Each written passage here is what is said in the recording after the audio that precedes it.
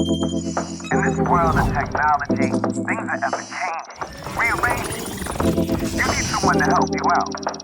I know someone who can. Come and take a journey with me as we go through the land of technology. You'll never be alone. You'll be with Paul Amadeus Lane in the tech zone. Welcome to the tech zone. We on our tech flow, and it's still a global market in case you didn't know. So many guests, we not trying to impress. Just wanna pass off the info. You could do the rest. See, there's no escaping tech. It's part of our lives. Keep every individual connected worldwide. But all this innovation is more than entertainment. It's people like you paving a new way every day. So let your imagination run wild with all the things that you dream about. Cause the tech zone is on now with Paul Amadeus Lane. Blah. Come and take a journey with me as we go through the land of technology. Welcome back to the show, Paul Amadeus Lane. You're in the tech zone. Got Lord Vader with me right here. I'm going to make him talk during the show, too. If you missed the first segment of the show, I talked about how when Pops took me to see this movie back in 1977, how it really gave me the love and desire when it comes to technology, because some of the things I seen on the screen were truly amazing, you know, because I grew up watching Star Trek, Captain Kirk, and that was like in the 60s. I wasn't born then, but I remember watching the reruns, and I thought that was nice. But then when I watched Star Wars and saw Lord Vader and all the rest of the special effects, I was blown away. Technology has also helped us to see strides in the video gaming industry. I always like to tell my story about my love of video games. And when I was younger, Pops bought us an Odyssey. And then I remember a friend of mine around the corner, his mom's worked for Mattel. So he had the Intellivision. So I think he got a new one. So he sold me his Intellivision. So I remember playing the baseball game on Intellivision. Then a little older, got the Super NES. Then came the Xbox, the PlayStations, and the rest is history. But when I look back at the games that I used to play and that I play now, the graphics, the movement, I mean, everything has changed. And when you talk to like a millennial or something who only been gaming for a few years or a little over a decade, and you take them back to the classics, they're like, oh, what is that? But that's what we grew up on. And with all the strides comes sometimes concern. And you might have heard of a story, watched a news report, or read online about there's legislation that's introduced to ban what is called loot boxes in the video gaming industry. And you're probably wondering, what in the world is a loot box? Well, if you're not a gamer, if you ask your grandchild, your niece, your nephew, or your mate, and maybe they are gamers, they know what loot boxes are. But I'll try to explain it in plain King's English so you can understand. Well, a loot box or a microtransaction or a crate are things that you can pay for in video games. And they really say if you pay this amount, you'll get one of these three prizes. And these prizes or items will help you to maybe get new gear in the game, maybe help you to complete the game, a different experience, new characters. So looking at it at face value, you may not have a problem with it, especially if it's a free video game. You're like, well, it's a free video game. This is the way the developer can make a little change, so I'm down with it. But what about if you paid like $50-$60 for a game, and in that game you are compelled to get these loot boxes or these crates or these micro transactions? You're like, wow, I barely afforded this game right here. What's the deal? Well, I decided to invite a great friend, my brother from another mother, Tony Polanco, back with me to discuss loot boxes and this proposed ban by the U.S. government about this legislation that's been introduced to ban loot boxes. And also, I'm going to talk to him about his his love for music and particularly Bon Jovi. So without any further delay, let's bring our very special guest on. Joining me right now, once again, he and I talked about our memories of malt liquor on the last show. This show, we're going to talk about loot boxes. But before we talk about loot boxes, what's going on, man? How you doing? I'm great, man. Paul, how you been, man? It's been so long since we talked, man. I know. The great Tony Polanco is in the house with me. So, Tony, I thought before we chatted up about loot boxes, I kind of gave an explanation of loot boxes before I brought you on. But before we delve into it, let's talk about our affinity for music now. I know you love some good music. I love some good music. And one artist we have in common, one group we have in common is Bon Jovi. Yes. I get down with Bon Jovi, you do too. So what is it about Bon Jovi that just does it for you, bro? Man, I'm going to tell you a story right now, bro. Because I came to the country from Dominican Republic when I was 7. It was 1987, right? And back in the day, this is for you young cats, right? We had this thing called MTV, right? But of course, we didn't have money to pay for MTV, so we kind of bootlegged it, with wires and stuff. Paul, you know what I'm talking about. Oh, yeah, sure do, man. Sure do.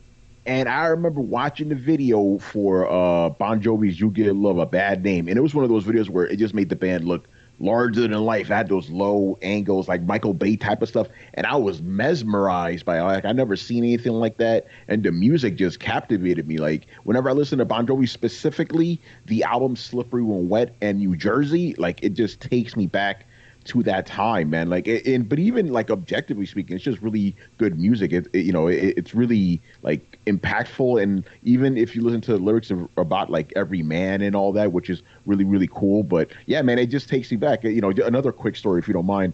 I remember wow, this is almost 20 years ago, bro. I saw this cover band called Slippery When Wet.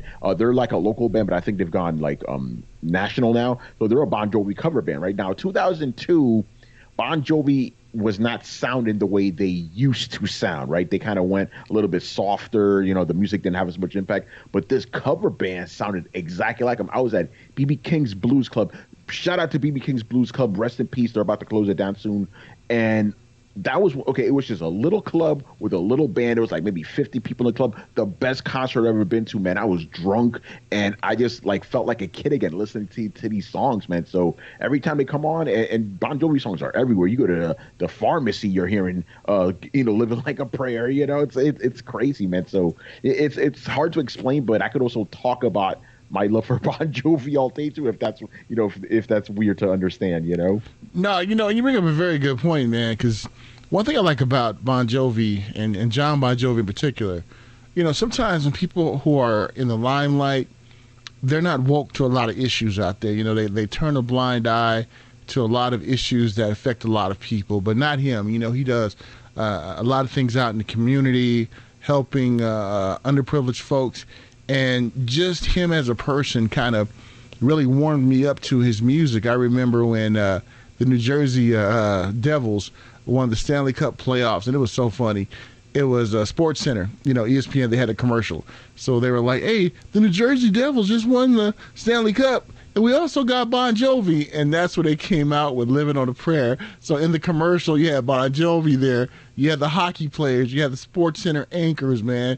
And they were doing Living on a Prayer, man. That was like some of my fondest Bon Jovi moments. And just the band are legends, man. When I was growing up, I really didn't understand just how legendary that band would be, because I grew up in funk, hip hop, classical, fusion, jazz. And being a musician, I got down with some rock and classic rock, but Bon Jovi didn't do it for me in the beginning, but it wasn't until I got a little older. And some of the chord structures and the licks that were using in his songs were in funk songs, were in a lot of jazz songs, and that really warmed me up to Bon Jovi, because I'm telling you, man, my favorite song of all time is Whoa, We're Halfway There. Oh, living on a prayer. Take my hand. We'll make it out. We're about to sing. Go ahead. The next line is yours. I'm not gonna ruin people. Come on, man. Take my hand. We'll make it, I We'll make swear. it, I swear. Whoa, You know? living on. See, that's what I'm talking about. I love Yeah, chatting up. it's amazing. And Paul, how many times haven't you heard that song? But it always sounds like the first time you're hearing it, man. Oh, tell me It's that. crazy. And you know what? When I do karaoke, man, my go-to song is always "Have a Nice Day." Have a Oh, really? nice Now day. That's my jam, man. So Tony and I, we love music. Took a trip down memory lane, talking about 40 ounces the last show. Everybody was busting up about that. So we talked about Bon Jovi, but now we're gonna get down to brass tacks. Oh, what's your favorite Bon Jovi song, man? Man, see, that's the thing. You can't say what's my favorite song because it's really more favorite albums. Okay. For me, it's definitely gonna have to be "Slippery When Wet" because that's the one that did it for me. Like I mean, I guess if you had to press me on it, it would be "You Give Love a Bad Name" just because that's what turned me on. But it's like to me, you got to listen to "Slippery When Wet" from beginning to end, man. It's an experience, man. Like it really transports you back to that era, the late '80s, man. And it's funny because I was just a kid back then, but I still remember it very vividly. And listening to that album like really transports me back. And not to get too serious, but with the way the world is going, it's kind of nice to go back to when things were simpler. You know what I'm saying? So I'll always love that album, "Slippery When Wet." Well, man, in the words of all the folks from New York, word is bond, man. You hit it right on the head, my brother, right on the head. So we chopped it up about Bon Jovi. Now let's chop it up about loot boxes, man. It's interesting. You and I talked about loot boxes a few years back when EA came out with Battlefront 2 Star Wars. And one of the criticism was the loot boxes in the game. And, we bashed it. We were like, this is not cool. Even the community bashed the gamers and really journalists alike, we voiced our displeasure. And now we see that the United States Congress may get involved and ban loot boxes, man. So before we talk about that, loot boxes out there, talk about just how it's really not your opinion when it comes to game. I don't want to put words in your mouth. So what's your take on it, bro? On loot boxes in general, yeah, it's a slippery thing, right? Like on the one hand, okay, I'm just gonna say this: loot boxes, in my opinion, are not inherently evil, right? Just like microtransactions, it's the way they're implemented that could be evil, right? And you've seen a lot of, for the lack of a better phrase, kind of scumbag tactics taken by these companies where they pretty much tailor the game, and I'm specifically talking about Battlefront 2 right now, where they specifically tailor the game where you need to buy loot boxes. Because think about it, you already paid $60 for the game. Now you get paid more for these loot boxes on the chance you may get some. That's the thing, right? With a microtransaction, you could buy like, hey, I want to buy this gun, and you'll get that gun. With loot boxes, you may get the gun you want, you may not. You may get the armor you want, you may not. So I could understand why people think it's gambling. So even though I don't have a problem with them if they are just an option, right? If they're just an option that you want to buy just, because you got some money lying around, sure. But when they become a central like thing of the game itself, that's when you start running into issues. And that's exactly why people backlashed against Battlefront 2, because with that game, you could get items that you wanted if you put a lot of time into it. But just the fact that the game was tailored so you needed to get the loot boxes, that's what drove people like crazy. And that's why now we have, and it's not just the U.S. government, by the way. I'm not to jump ahead, but Belgium, they were the first country that I could think of that really jumped on that. It's like, yo, this is kind of gambling. We should probably do something, So yeah, that's my quick take on it. I'm not happy they exist, but it is what it is. Go ahead. Not to cut you off, but even I know EA. They hit the big time. Parliament invited them, in the United Kingdom. So when you get invited to Parliament to speak, that's a huge accomplishment that they're even weighing on video games. And this was a quote from EA Games. They said, it's a surprise mechanics, talking about loot boxes. And they also said it's quite ethical and quite fun and enjoyable. Now, I definitely agree with what you're saying. The problem is, like you brought up, when you have to use this to actually complete the game, that's when it becomes a problem. Because think about it, let's face it, many of us are balling on the budget. We don't have money like Tony Polanco, so we're balling on the budget. So when when we get a game, well, 29 ain't paid for a game in years, but whenever we well, say, okay, the regular person who pays for a game, they're balling on the budget, don't have that much money. So imagine they scraped up, their last shekels to go buy a game, and now they're playing the game and they realize they haven't gotten that far because they needed all the upgrades and the loot boxes. And imagine just the frustration that a person may have, and it's ridiculous. And that's what really makes me upset, because there's a segment of the population who wants the game, but because of economics, they're kind of they can't do it because of all this extra stuff that may come with these loot boxes. But I totally agree with you.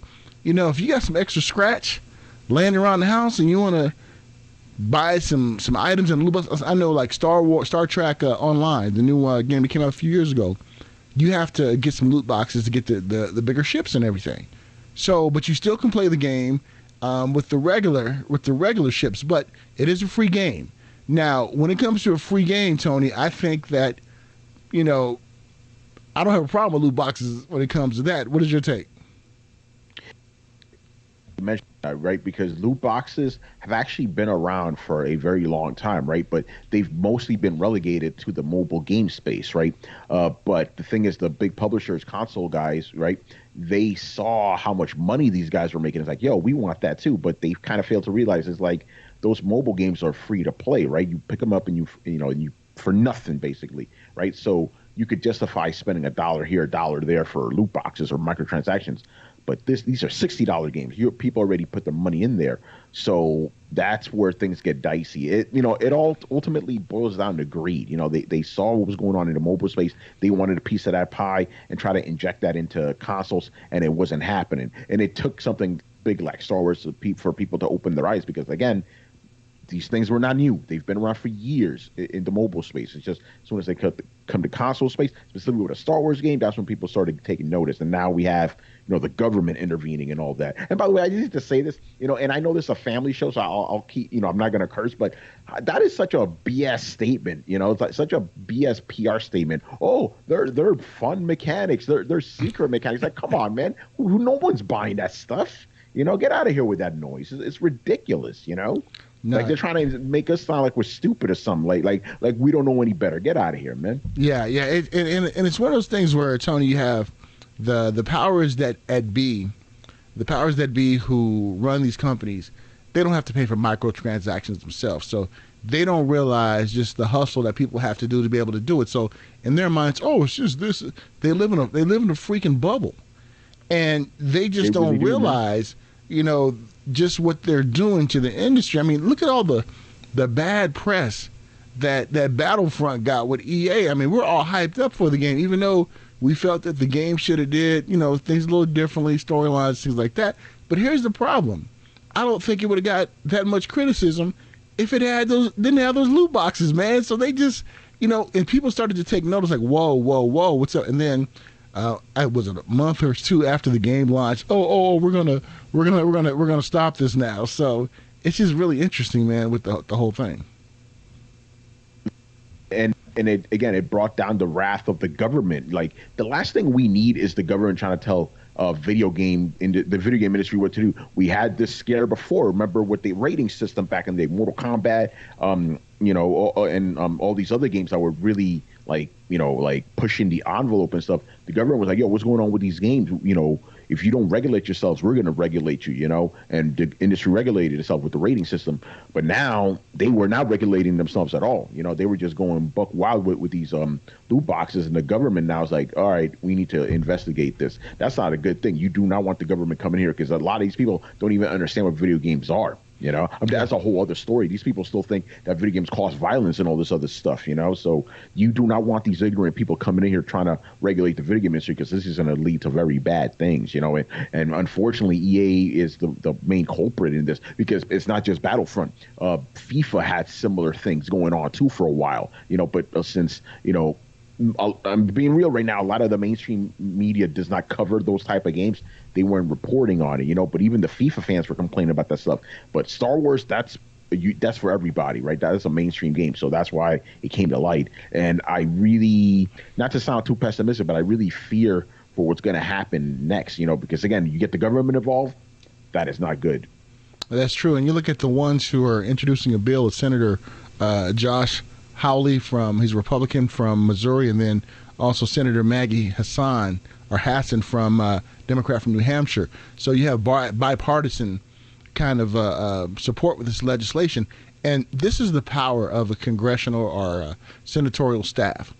A lot of their staff are millennials, and their staff probably play a lot of games. So they're probably like, yo, this is the problem I'm having with these video games. And they're getting their bosses to listen. And some of these people have grandchildren, even children who may be like in their 30s or 40s who are gamers. And they're like, wait a minute, is this cool or not? And it's just the greed that they have. And sometimes you look at the ones making these decisions at the top and you're like, what's the deal? I mean, when did you sit up in a meeting and say this is a good idea? Now we're making billions of dollars a year, but guess what? Let's squeeze everybody a little bit, because guess what? The higher ups, they need another Bugatti or Maserati, while everybody struggle to get these loot boxes. So it's just really interesting, and it's about time, because if you're not going to regulate yourself, man, Uncle Sam will come down on you. It'll be a lot worse. Yeah, that's that's the thing. It's like, again, because I'm very much a proponent of a smaller government. I don't like the government being up in everybody's face, right? But in this case, I don't really see another way out of it, because greed is strong, man. Greed is strong. So maybe you do need the government to come in here and step in and regulate these people, because, again, because here's the thing, just a quick aside. What these companies are looking for they're called whales, right? Whales are people that spend literally, and I'm not exaggerating, thousands and thousands of dollars on these type of things. I remember there was this one guy who spent $15,000, not $1,500, $15,000 on Mass Effect 3 DLC, right? That's the EA game too. So they see these, be like, yo, we need to nab some more of these people. So like you said, like, their greed really blinded them to what was going on with the regular folks, and now we're in this mess right now. And again, I'm very fearful of these, government people, senators or whatever, that have no idea what gaming is about, don't know anything about the culture, coming in trying to tell us what to do. It's scary, man. Well, hopefully they're listening to their staffers, who are millennials, who are younger, who can give them some game on how it works, and hopefully they're not going in to like a bull in a china shop. Because that one senator from Missouri, he's like 39, so he's within our generation and knows the gaming. So hopefully that'll be his guidance. Now I'm gonna run through a list of countries, Tony, who are taking notice of this. We have Ireland, Germany, Sweden, Denmark, Australia, United States, New Zealand, the United Kingdom. Man, you just incurred the wrath of the entire global government, and that's the whole Western world right there. Yes, basically, I mean, man, so it's like, I think these guys tugged on Superman's cape too much. They got away with too much for so long, and I think this is the straw that breaks the camel's back. And now they're going to be like to all the gamers, oh, call your senators, call your congressmen, tell them we don't want this. We didn't want loot boxes, man. Yeah, right. Yeah, it's like you guys are trying to solve a problem you caused. Get out of here, man. And by the way, I don't know if you talked about them before. The ESA, they went out there saying, "Oh yeah, loot boxes are perfectly ethical. They're fine." It's like, well, even the ESA, but then again, they have a vested interest in all this, so they would say stuff like that. Like the ESA should have been clamping down on this from the beginning. They caused this as much as EA did. Well, and one thing I know about the ESA. And ones that I know over there, they listen. It's like, I think they're really taking notice of this, and this is something that maybe I can get a rep on from the ESA to talk about loot boxes, and just see where the organization is going with this, because it affects the game industry. Because I was reading a report, Tony. I think the average price that gamers spend on loot boxes is like $150. I think that's like kind of like the average or so, and that's going throughout the whole entire world. I personally don't pay for loot boxes unless it's a free game, then I will. But other games, I don't. But think about that, man.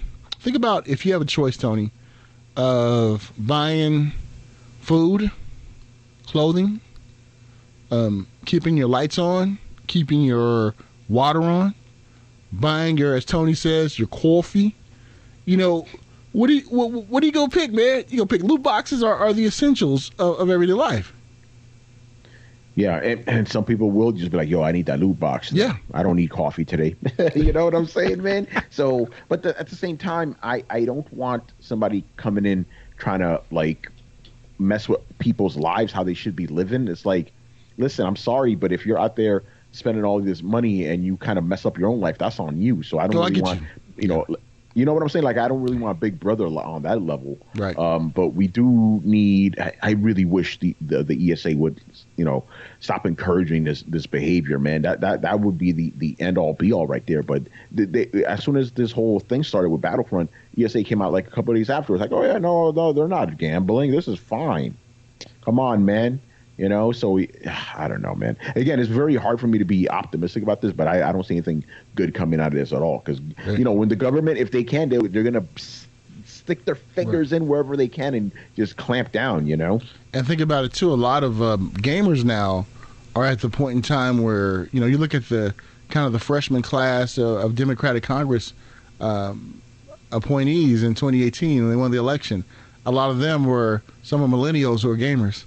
So they're like, this is not cool. So hopefully cooler heads will prevail. And I think it's one of those things where, people, and I personally don't look at it like this, but some people look at it as bullying. Like, if you want to play this, you got to do it this way. Kind of like, you live in New York, so, mobs are huge out there. I live in Southern California. Gangs is huge out here. And it's kind of like a shakedown of the hood, hey, if you want to be a part of this, you're going to have to pay up. If not, you're not going to get the benefits of the protection of everything. And that's my view from a small point of view, because I hate when organizations try to bully people into or box them into a mode. It just frustrates me when they do that. They make enough money as it is. It's like, Tony, let you and I have that problem of making 7 figures a year. Me and you would be like, hey, no, we don't get rid of the loot boxes. We make enough money. We just won't buy the other Bugatti. We'll just, but unfortunately, sometimes when people get into the higher ups, they lose the connection of what's real out there. But it's gonna be interesting how this goes down, bro. Yeah, this conversation ain't over by a long shot, especially now that we're going into next generation. The good thing is that gamers have spoken out, and now companies are like flat out coming out saying, yo, we don't got loot boxes. Like, that's actually how sad is that, by the way? That's a selling point in a game now. We do not have loot boxes. Like that, they actually have to announce that and be proud of that. That's crazy, but I guess that's also a good thing, because it kind of means that these companies are now understanding that gamers aren't going to be trying to have this. So there is some pushback, and it actually worked. There's a lot of times where, gamers get outraged over nonsensical things. This was one of the things they got outraged over, and it was a good thing, and it is having positive change. So that's at least a good thing. Hopefully that'll keep Uncle Sam out the door, I hear you. I definitely hear you. Well, my friend, always great catching up with you, talking about subjects that affect the gaming industry, and this technological age that we live in, has created loot boxes. 20 years ago when you and I were just baby gamers, loot boxes wasn't even around, but now we have the loot boxes and everything due to technology makes it possible. And it's interesting to see what's going to be the next domino to drop. And I agree with you. We'll see more games saying no loot boxes, but I know they're going to try to sneak something else in, man. I just feel that, man. I agree. If it's not loot boxes, it'll be something else. They'll figure something out, because again, at the end of these companies, that's all they care about, the money. Yep. All about the chips. So, my brother, how can one keep in contact with you and get some of that great content and that knowledge that you spit on a regular basis? Follow me on Twitter. I am Romudeth there, ROMUDETH. And in my bio, you're going to see links to all my stuff. Geek.com, Tom's Guide, The Coalition, and my podcast, Throwdown. This week specifically, I got a couple reviews up. Samurai Showdown, my impressions of the Monster Hunter World Iceborne beta, and my review for Bloodstained Ritual of the Night. And I got a couple other things that I can't talk about right now. So, I'm always busy, trying to make that cheddar out here. You know what I'm saying, man? So yeah, again, check me out over on Twitter at Romudeth, ROMUDTH, and hit me up, man. I'm always willing to, chop it up with everybody. Awesome. Like always, my friend, great catching up with you. And don't forget, take my hand. That's your cue. That's your cue. Man, come on. You want me to sing it? Or you... Yes. Take my hand. We'll make it, I swear. Oh, what are we doing? Living on a prayer. That's what I'm talking about. Great catching up with you, my friend. Catch up with you real soon. All right, brother. Peace out. A huge shout out to the Dominican Dominator himself, Tony Polanco, joining me talking about Bon Jovi. What's your favorite Bon Jovi song? Have a Nice Day, Living on a Prayer. Those are a couple of my favorites. Dead or Alive, that's a cool one too. But we also delved into the very serious subject of the possible ban of loot boxes in video games and how the video game industry is now becoming a little proactive when it comes to these loot boxes or these microtransactions. So we'll be following that story and keeping you up to date on it. So you can always reach out to me, PaulAmadeusLane.com. That's how you can connect with me, send me some info. Even if you come across some breaking news, there's only so much that we can do here at the station. We're bombarded with press releases every day. But if you send me things personally from my website, I'll take a look at it. If it's newsworthy, I'll definitely give you a shout out and let everybody know what time it is. All right. When we get back, we're going to talk about assistive, adaptive technology and how one person who became disabled, who loved a particular hobby, is able to continue that hobby due to innovation and assistive technology. We'll talk about it coming up right after this break. I almost said on the next edition. No, it's gonna be right after this break. See, Lord Vader's looking over my shoulder. He's like, "You have failed me for the last time." We'll be right back with more Tech Zone after these messages. In this world of technology, things are ever changing, rearranging. You need someone to help you out. I know someone who can.